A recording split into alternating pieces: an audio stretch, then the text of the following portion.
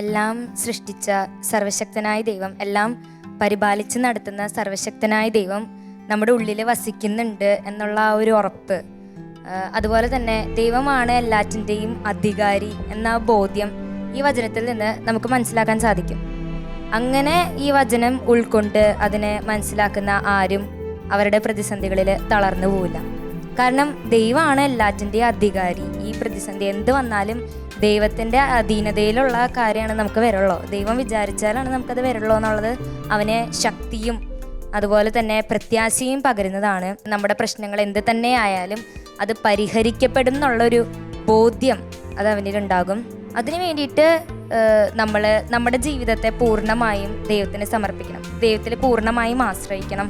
അതുപോലെ തന്നെ വചനത്തിനനുസരിച്ച് നമ്മുടെ ജീവിതം ക്രമീകരിക്കണം.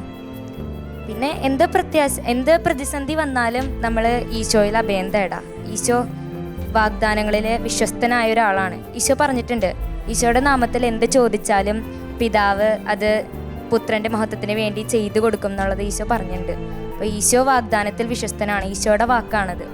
നമ്മുടെ ദൈവവുമായുള്ള നമ്മുടെ ബന്ധം അത് സുദൃഢമാണെങ്കിൽ നമുക്ക് എന്ത് പ്രതിസന്ധി വന്നാലും അതിനെയൊക്കെ തരണം ചെയ്യാൻ പറ്റും. കാരണം എല്ലാത്തിനും മുകളിൽ വിജയം നൽകുന്ന ദൈവം നമ്മോട് കൂടെയുണ്ടെന്നുള്ള ആ ഒരു ഉറപ്പിൽ അതിനെയൊക്കെ അതിജീവിക്കാനായിട്ട് സാധിക്കും.